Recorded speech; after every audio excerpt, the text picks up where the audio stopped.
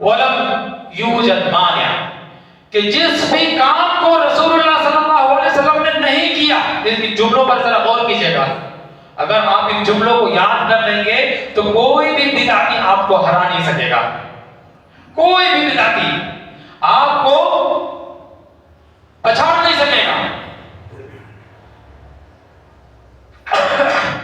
جس بھی کام کا رسول اللہ صلی اللہ علیہ وسلم نے حکم نہیں دیا یا خود نہیں کیا، یا رسول اللہ صلی اللہ علیہ وسلم کے صحابہ نے آپ کے سامنے ان کاموں کو نہیں کیا، جبکہ ان کاموں کو یا اس کام کو کرنے کی ضرورت بھی تھی اور رکاوٹ بھی نہیں تھی، ضرورت تھی رکاوٹ نہیں تھی، پھر بھی نہیں کیا، تو اس کام کو اگر بعد میں کیا جائے تو وہ بدعت ہوگی۔ اور اس کی مثال ہے فرض نمازوں کے بعد امام صاحب جو ہاتھ اٹھا کر دعا کرتے ہیں، اے اللہ ہمارے گناہوں کو معاف فرما، اے اللہ ہماری خطاؤں کو رخصت فرما، پیچھے آمین آمین بولتے ہیں فرض نمازوں کے بعد، یہ ہے اس کی مثال۔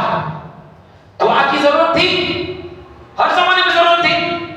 ایک شخص تو رسول اللہ صلی اللہ علیہ وسلم کے پاس آیا، اللہ رسول صلی اللہ علیہ وسلم آپ تو دیکھ رہے ہیں کہ مشرکین نے کس طرح سے ہماری ناک پہ دم کر رکھا ہے، کس طرح سے ہمیں انہوں نے مصیبت میں ڈال رکھا ہے، اے اللہ کے رسول صلی اللہ علیہ وسلم آپ ہمارے لیے دعا کیجیے۔ رسول اللہ صلی اللہ علیہ وسلم بس اتنے بس ہار گئے، تم سے پہلے نبیوں کو لایا جاتا اور ان کی پیشانی میں یا ان کے سر میں جہاں مانگ پھاڑا جاتا ہے وہاں سے جو ہے آرا چلا کر کے ان کو 2 ٹکڑوں میں کر دیا جاتا ہے۔ اور کہنے کا مقصد ہے دعا کی بات، تو دعا کی ضرورت ہر جگہ ہے۔ رسول اللہ صلی اللہ علیہ وسلم نے کبھی بھی فرض نماز کے بعد ہاتھ نہیں اٹھائے، اور نہ ہی صحابہ کرام نے، کبھی کوئی ثبوت نہیں ہے، جبکہ کرنے کی ضرورت تھی اور رکاوٹ نہیں تھی۔ کیا رکاوٹ اس زمانے میں رکاوٹ کیسی ہو سکتی تھی؟ رکاوٹ یہ ہو سکتی تھی کہ جیسے ہی مسلمانوں نے ہاتھ اٹھائے ادھر سے کفار ٹوٹ پڑے، ایسی کوئی رکاوٹ نہیں تھی۔ یہ تو بندے اور اس کے رب کے درمیان کی چیز تھی کہ بندہ اپنے رب کے سامنے ہاتھ اٹھائے، کوئی رکاوٹ نہیں، جب چاہے۔ لیکن اس خاص وقت میں کبھی نہ تو محمد رسول اللہ صلی اللہ علیہ وسلم نے ہاتھ اٹھایا، نہ صحابہ کرام نے ہاتھ اٹھایا، چے جانے کے اجتماعی، تو اجتماعی کئی جگہوں پر ہے، کچھ جگہوں پر ہے، لیکن اس جگہ اجتماعی نہیں ہے۔ یہاں اجتماعی یعنی رسول اللہ صلی اللہ علیہ وسلم نے اپنے صحابہ کو اس طرح کی تعلیم نہیں دی، تو اگر ہم نے وہ یہ کام کیا تو گویا ہم یہ کہیں گے کہ محمد رسول اللہ صلی اللہ علیہ وسلم نے ہمیں نہیں بتلایا، یہاں دعا کرنے کی ضرورت تھی، جبکہ واقعی ضرورت تھی تب بھی نہیں کیا، تو پتہ چلا اگر ایسا نہیں ہوا تو وہ دین کا حصہ نہیں ہے، وہ شریعت کا حصہ نہیں ہے۔ حضرات کرام، اگر ہم اسی میں یہیں پہ ایک بات جوڑ دیتے ہیں، وہ یہ کہ ہمارے کئی بھائی جو ہے وہ ہر فرض نماز کے بعد دعا کرتے ہیں، ہاتھ دعا کرنا چاہیے لیکن ہاتھ اٹھانے کا ثبوت نہیں ہے، تو اس چیز کا علم ہونا ضروری ہے۔ اب اس چکر میں کیا ہوتا ہے، سنت چھوٹ جاتی ہے۔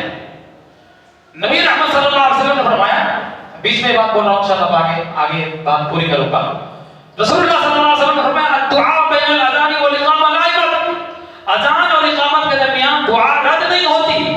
پتہ چلا جس بھی انسان کو ضرورت ہو، اذان سنا جھٹ سے شٹر گرایا دوڑا، آج اسے ضرورت ہے، اس کو مصیبت لاحق ہے، فلاں مصیبت اس سے دور ہو جائے، اللہ اس وقت جو دعا کو قبول کرتا ہے رد نہیں کرتا، دوڑا دوڑا آئے گا، وقت ہے۔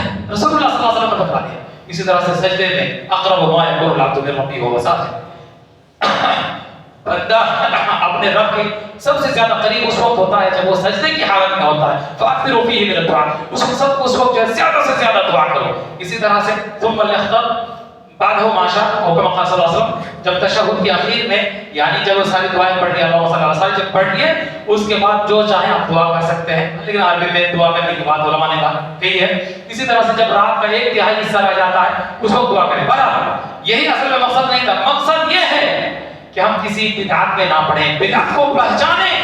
تو یہ عادت کر لینا صحیح نہیں ہے کہ ہر نماز کے بعد، فرض نماز کے بعد جو ہے ہاتھ اٹھاتے ہیں، چاہے الگ انفرادی ہی صحیح، دعا کے لیے ان اوقات کو اختیار کریں جن اوقات کے لیے رسول اللہ صلی اللہ علیہ وسلم نے جن اوقات کی بات کہی ہے۔ اگر اس طرح کی چیز اگر کوئی انسان اس کو کنٹینیو کرتا ہے یعنی عادت بنا لیتا ہے تو ثبوت کی ضرورت ہے، ہم رسول اللہ صلی اللہ علیہ وسلم کے طریقے سے نہیں ہٹ سکتے، اپنا کوئی طریقہ اختیار نہیں کر سکتے، یہ جائز نہیں ہے۔ تو انسان کو جب ضرورت ہے، ہاں ضرورت ہے انسان کو، پہلے وقت نہیں ملا، بعد میں دعا کر رہا ہے، ہاتھ اٹھانا سنت یعنی اس کے دعا کے آداب میں سے ہے، تو اس بنیاد پر فرض نماز کے بعد بھی اکیلے دعا کی جا سکتی ہے، البتہ اس کو عادت نہ بنائے، یعنی ہاتھ اٹھانے کی عادت ہمیشہ نہ بنائے۔ برابر اسی طرح سے کوئی بھی ایسا عمل جس کو رسول اللہ صلی اللہ علیہ وسلم نے نہیں کیا، صحابہ کرام نے نہیں کیا، اور نہ ہی حکم دیا، اور نہ ہی رسول اللہ صلی اللہ علیہ وسلم کے سامنے صحابہ نے کیا ہو اور رسول اللہ صلی اللہ علیہ وسلم خاموش رہے ہوں، ایسا اگر نہیں ہو جبکہ کرنے کی ضرورت تھی، رکاوٹ نہیں تھی، تب بھی نہیں کیا تو وہ بدعت ہوگی۔ تو اس طرح سے جو بھی عمل ہو اس کو بدعت میں شمار کیا جائے گا۔ اسی طرح سے دوسری لائن ہے کہ ہر وہ کام جس کا حکم رسول اللہ صلی اللہ علیہ وسلم نے نہیں دیا یا خود نہیں کیا، جبکہ کرنے کی ضرورت تو تھی لیکن رکاوٹ تھی، رکاوٹ کی وجہ سے نہیں کیا، تو اس کام کو اگر بعد میں کیا جائے تو بدعت نہیں ہوگی۔ اور اس کی مثال ہے کہ فرمایا رسول اللہ صلی اللہ علیہ وسلم نے ارشاد فرمایا، یا عائشہ، اے عائشہ، لولا ان قومك حدیث عہد بکفر لہدمت الکعبۃ ولجعلتها علی اساس ابراہیم۔ اے عائشہ، اگر ایسا نہ ہوتا کہ تمہاری قوم کے لوگ ابھی کفر چھوڑ کر کے اسلام میں داخل ہوئے ہیں، فتح مکے پر کتنی تعداد میں لوگ داخل ہوئے تھے، تو ابھی اگر یہ لوگ اگر نئے مسلمان ہوئے نہ ہوتے تو میں خانہ کعبہ کو توڑ ڈالتا اور خانہ کعبہ کو انہی بنیادوں پر بناتا جن بنیادوں پر حضرت ابراہیم علیہ السلام نے بنایا تھا۔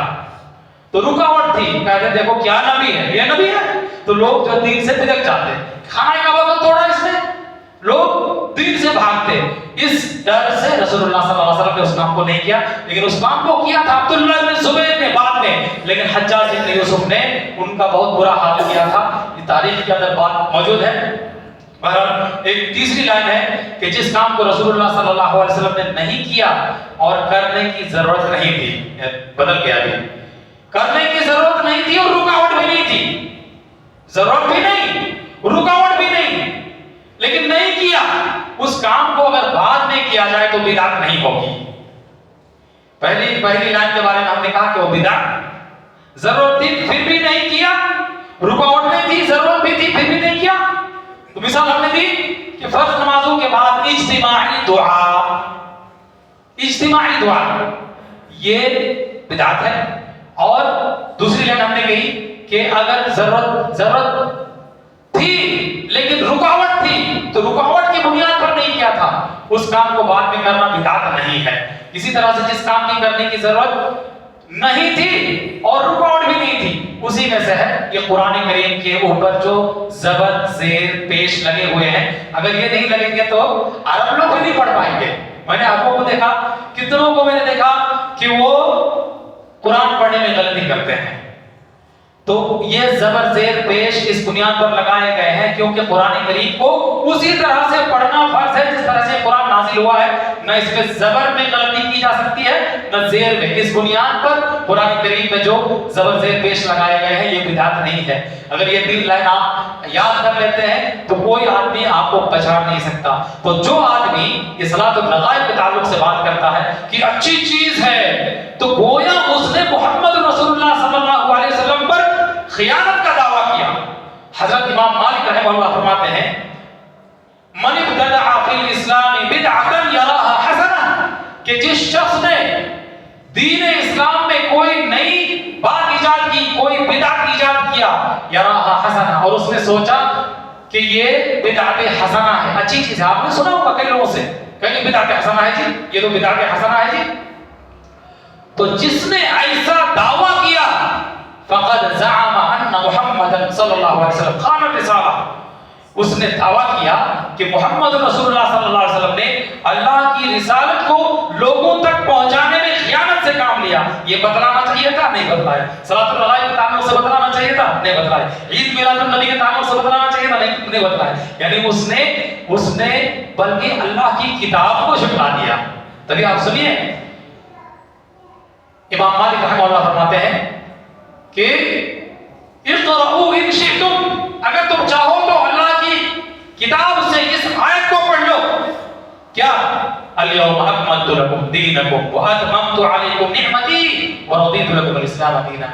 آج میں نے تمہارے لیے تمہارا دین مکمل کر دیا ہے اور تمہارے لیے تم پر اپنی نعمت پوری کر دی ہے اور تمہارے لیے اسلام کو بحیثیت دین میں نے اختیار کر لیا، چن لیا ہے. حضرات گرامی، اليوم اکملت لکم، میں نے اس دین کو مکمل کر دیا ہے. تو اس مکمل چیز میں نہ کمی کی گنجائش ہے اور نہ زیادتی کی گنجائش ہے. تو دین مکمل ہے، اس دین میں کمی بیشی کے لیے کوئی گنجائش نہیں ہے. تو بدعات اور خرافات اور یہ نئی چیزیں، ایجاد کردہ چیزیں، ان کا کوئی اسلام سے ان کا کوئی تعلق نہیں، ان کی کوئی گنجائش نہیں ہے. رسول اللہ صلی اللہ علیہ وسلم نے فرمایا من احدث فی امرنا ھذا ما لیس منہ فہو رد، کہ جس نے ہمارے اس دین میں کوئی نیا طریقہ ایجاد کیا، نیا کام ایجاد کیا جو اس میں سے نہیں تھا، فہو رد، تو وہ مردود ہے، یعنی اس کا وہ عمل اللہ کے ہاں قابل قبول نہیں ہے، مردود ہے. اور حضرات کرام، اس طرح سے ایک حدیث نہیں ہے، کئی ساری حدیثیں ہیں. ہم آپ کے سامنے بس ایک وعید بیان کرنا چاہتے ہیں وقت کی قلت کے پیش نظر، کہ جو لوگ ان بدعات میں پڑھتے ہیں ان لوگوں کے دھوکے میں آ جاتے ہیں، بیان بازی کرنے والوں کی کہ بیان کے دھوکے میں آ جاتے ہیں، جو ممبروں پر جو جھوٹی حدیثیں بیان کرتے ہیں اور یہ نماز ایسی ہے جبکہ وہ نمازیں رسول اللہ صلی اللہ علیہ وسلم سے ثابت نہیں ہے. تو جو لوگ ان کے دھوکے میں آتے ہیں ان کے تعلق سے نبی رحمت صلی اللہ علیہ وسلم نے فرمایا کہ قیامت کے دن میں اپنے حوض کوثر پر بیٹھا رہوں گا، لوگ آئیں گے مجھ سے پانی پینے کے لیے، لیکن جب وہ لوگ قریب آئیں گے تو انہیں بائیں جانب دھکیل دیا جائے گا، یعنی جہنم میں دھکیل دیا جائے گا. فرماتے ہیں کہ میں کہوں گا کہ اللہ یہ تو میری امت کے لوگ ہیں، میرے ساتھی لوگ ہیں، میری امت کے لوگ ہیں. تو فرمایا کہ کہا جائے گا کہ انک لا تدری ما احدثوا بعدک، کہ آپ کو پتہ نہیں جب آپ دنیا سے چلے گئے تھے تو انہوں نے آپ کے دین میں کون سی نئی چیزیں ایجاد کر دی تھی. حضرات کرام، اس دن محرومی ہوگی.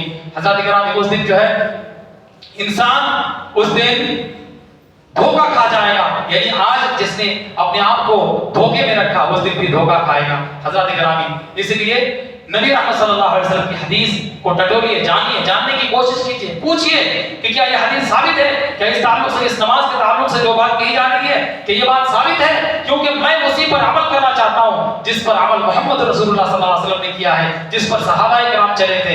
کیونکہ حدیث کے اندر ہے ابتدعوا، حضرت عبداللہ بن مسعود فرماتے ہیں ابتدعوا ولا تبتدعوا، فرمایا کہ اتباع کرو، بدعت سے بچو، فقط کفیتم، یعنی تمہیں بدعت کرنے کی ضرورت نہیں ہے. علیکم بہذا الامر العتیق، تم اس پرانی چیز کو، یعنی جو رسول اللہ صلی اللہ علیہ وسلم سے ثابت ہے اسی کو تم اختیار کرو. اللہ تعالی ہم سب کو بدعات اور خرافات سے بچائے. اللہ تعالی ہم سب کو اپنی سنت پر عمل کرنے کی توفیق عطا فرمائے. اللہ تعالی ہم سب کو اپنے نبی صلی اللہ علیہ وسلم کی سنت پر عمل کرنے کی توفیق عطا فرمائے. اللہ تعالی ہمیں ہماری عبادات کو اپنی ذات کے لیے خالص کرے اور جس میں محمد رسول اللہ صلی اللہ علیہ وسلم کا طریقہ ہمیں اختیار کرنے کی توفیق عطا فرمائے. بارک اللہ لنا ولکم فی القرآن العظیم ونفعنی وإياكم بما فيه من الآيات والذكر الحكيم. أقول ما تسمعون وأستغفر الله لي ولكم ولسائر المسلمين فاستغفروه من كل ذنب وخطيئة إنه هو الغفور الرحيم.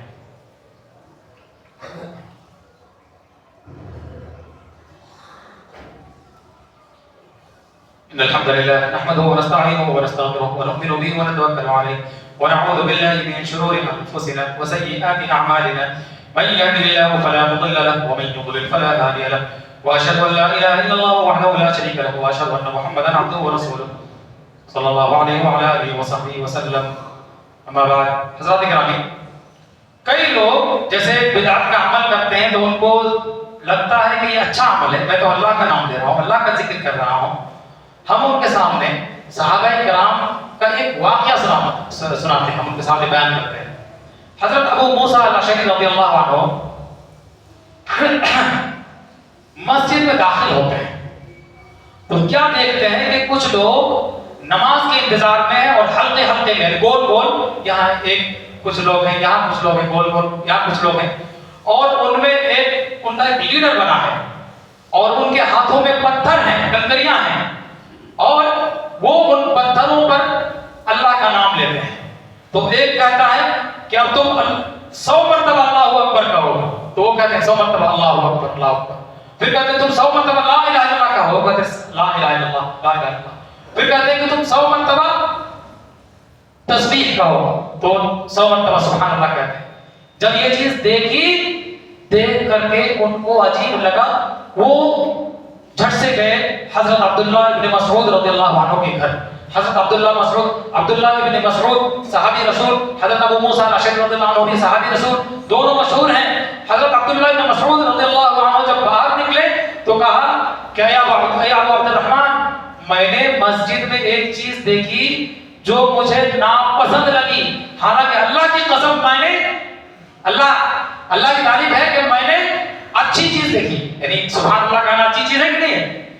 अल्हम्दुलिल्लाह कहना अच्छी चीज है, ला इलाहा इल्लल्लाह कहना अच्छी चीज, मतलब बल्कि बहुत बड़ी नेकियों में से है। ला इलाहा इल्लल्लाह के बराबर तो कुछ वजन होगा ही नहीं। वही वो कह रहे थे। तो कहा कि मैंने देखा कि वो हलकों में बैठे हुए हैं, कई हल्के उनके हैं, वो नमाज के इंतजार में है, यानी अभी उनकी नाज़ान नहीं हुई है अभी। और एक आदमी कहता है अल्लाह अकबर कहो 100 मरतबा, एक आदमी कहता है ला इलाहा इल्लल्लाह कहो, एक मरतबा कहता कि 100 मरतबा सुभान अल्लाह कहो। इस तरह से वो अमल कर रहे हैं। तो हजरत अब्दुल्लाह इब्न मसऊद रज़ियल्लाहु अन्हु ने कहा कि आपने उनसे कुछ नहीं कहा? कहा कि नहीं, मैंने आपकी राय के इंतजार में उनसे कुछ नहीं कहा। तो कहा कि आपने उनसे क्यों नहीं कहा कि तुम अपनी नेकियां शुमार मत करो, तुम अपने गुनाहों को शुमार करो।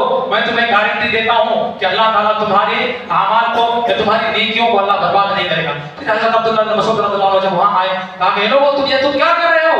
कहा कि ए अबू अब्दुर्रहमान, हम अल्लाह का जिक्र कर रहे हैं, हम नेकी, हमारा मकसद है हम नेकी करना। कहा कि वही हकुम या उम्मत मोहम्मद, देखिए अल्फाज सुनिएगा, इसके साथ मैं बात खत्म करूंगा। अरे उम्मत मोहम्मद, तुम्हारा बुरा हो यानी तुम क्या है, अफसोस है, ये जो तर्जुमा इसका हो सकता है सही, कि अफसोस है तुम पर कि तुम इतनी जल्दी हलाकत की तरफ दौड़ पड़े। हालांकि ये देखो सहाबा किराम अभी मौजूद हैं, रसूलुल्लाह सल्लल्लाहु अलैहि वसल्लम के जाने के बहुत दिन नहीं हो गए, सहाबा किराम मौजूद हैं बड़ी तादाद में, और रसूलुल्लाह सल्लल्लाहु अलैहि वसल्लम के कपड़े तो अभी पोसीदा नहीं हुए, अभी मौजूद हैं। रसूलुल्लाह सल्लल्लाहु अलैहि वसल्लम के बर्तन अभी नहीं टूटे, कई दिन हुए रसूलुल्लाह सल्लल्लाहु अलैहि वसल्लम को दुनिया से गए हुए, और तुम इतनी जल्दी हलाकत की तरफ दौड़ पड़े। अल्लाह की कसम, उस जात की कसम जिसके हाथ में मेरी जान है, या तो तुम एक ऐसे तर्ज अमल पर हो जो मोहम्मद सल्लल्लाहु अलैहि वसल्लम के तर्ज अमल से बेहतर है, या तो तुम गुमराही का दरवाजा खोल रहे हो। यानी तो तुम या तो तुम मोहम्मद सल्लल्लाहु अलैहि वसल्लम और आपके सहाबा से ज्यादा हिदायत याफ्ता हो, या फिर तुम गुमराही का दरवाजा खोल रहे हो। हजरत करामी हकीकत में वो गुमराही का दरवाजा था। तस्बीहात की शान है, तस्बीहात वल्हम्दुलिल्लाह तमलउल मीज़ान। ये हदीस और अल्लाह की हम्द सुना, अल्लाह की हम्द, अल्लाह की बड़ाई, तकबीर, तहलील, इन सारी चीजों की बड़ी अहमियत और बड़ी फजीलत वाली हुई है। लेकिन तरीका उसमें सहाबा किराम का नहीं था, उसमें तरीका मोहम्मद रसूलुल्लाह सल्लल्लाहु अलैहि वसल्लम का बतलाया हुआ तरीका नहीं था। इस बुनियाद पर उन्होंने उन पर सख्ती की। हजरत गिरामी उनका वो तरीका बिदअत वाला तरीका था, इसीलिए हजरत अब्दुल्लाह बिन मसऊद रज़ियल्लाहु अन्हु पर सख्ती की। उस तरीके से सहाबा किराम ने कभी अमल नहीं किया था, रसूलुल्लाह सल्लल्लाहु अलैहि वसल्लम ने उन्हें तालीम नहीं दी थी। हजरत गिरामी, इस बुनियाद पर हम अपने अमाल का जायजा लें कि हमारा कौन सा अमल रसूलुल्लाह सल्लल्लाहु अलैहि वसल्लम की मुखालफत करता है या सहाबा किराम के तर्ज अमल से मुख्तलिफ है। हजरत किराम हमें टटोलना चाहिए हर चीज के बारे में। आप अपने इमाम से, आप अपने खतीब से इतना तक ना कहें कि हमें तो नहीं मालूम, हमने तो आज तक नहीं सुना, बल्कि दलील मांगिए, क्योंकि ये अमानत की चीज है, अमानत है, ये फर्ज है कि आप जाने कि उन्होंने आपके सामने बात कही, क्यों कही। अगर वो बात सही निकली तो मैं उस पर अमल करूंगा, अगर नहीं निकली इमाम